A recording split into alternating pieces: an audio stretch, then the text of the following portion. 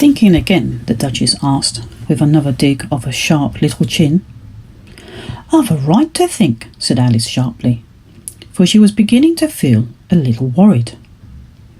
"Just about as much," said the Duchess, "as pigs have to fly, and they—" But here, to Alice's great surprise, the Duchess's voice died away, even in the middle of her favourite word, moral, and the arm that was linked into hers began to tremble.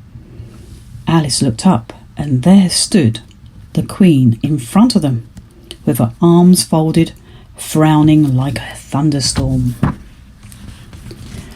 "A fine day, Your Majesty," the Duchess began in a low, weak voice. "Now I give you fair warning," shouted the Queen, stamping on the ground as she spoke. "Either you or your head must be off, and that in about half no time. Take your choice." The Duchess took her choice and was gone in a moment. "Let's go on with the game," the Queen said to Alice, and Alice was too much frightened to say a word, but slowly followed her back to the croquet ground. The other guests had taken advantage of the Queen's absence and were resting in the shade. However, the moment they saw her, they hurried back to the game, the Queen merely remarking that a moment's delay would cost them their lives. All the time they were playing, the Queen never left off quarrelling with the other players and shouting, "Off with his head! Off with her head!" Those whom she sentenced were taken into custody by the soldiers, who of course had to leave off being archers to do this, so that by the end of half an hour or so there were no archers left, and all the players, except the King, the Queen, and Alice, were in custody and under sentence of execution. Then the Queen left off, quite out of breath, and said to Alice, "Have you seen the Mock Turtle yet?" "No," said Alice. "I don't even know what a Mock Turtle is." "It's the thing Mock Turtle soup is made from," said the Queen. "I've never seen one, or heard of one," said Alice. "Come on then," said the Queen, "and he shall tell you his history." And as they walked off together, Alice heard the King say in a low voice to the company generally, "You're all pardoned. Come, that's a good thing," she said to herself, for she had felt quite unhappy at the number of executions the Queen had ordered. They very soon came upon a griffin, lying fast asleep in the sun. If you don't know what a griffin is, look at the picture. "Up, lazy thing," said the Queen, "and take this young lady to see the Mock Turtle and to hear his history. I must go back and see after some executions I have ordered," and she walked off, leaving Alice alone with the griffin.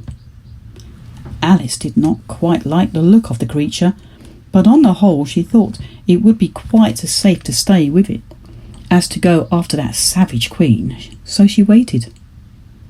The griffin sat up and rubbed his eyes, and then it watched the Queen till she was out of sight, and then it chuckled. "Oh, what fun," said the griffin, half to itself and half to Alice. "What is the fun?" said Alice. "Why, she," said the griffin. "It's all her fancy, that. They never executes nobody, you know. Come on." "Everybody says, 'Come on,' here," thought Alice, as she went slowly after it. "I never was so ordered about before in all my life. Never."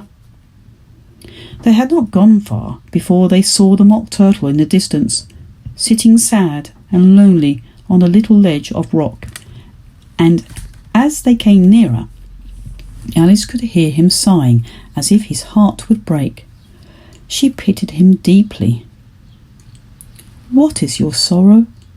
she asked the griffin, and the griffin answered, very nearly in the same words as before, "It's all his fancy, that. He hasn't got no sorrow, you know. Come on."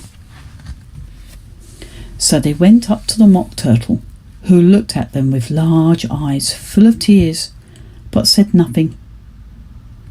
"'Tis here young lady," said the Gryphon. "She wants for to know your history, she do." "I tell it to her," said the Mock Turtle in a deep hollow tone. "Sit down, both of you, and don't speak a word till I've finished." So they sat down, and nobody spoke for some minutes. Alice thought to herself, "I don't see how he can ever finish, if he doesn't begin." But she waited patiently. "Once," said the Mock Turtle at last with a deep sigh, "I was a real turtle."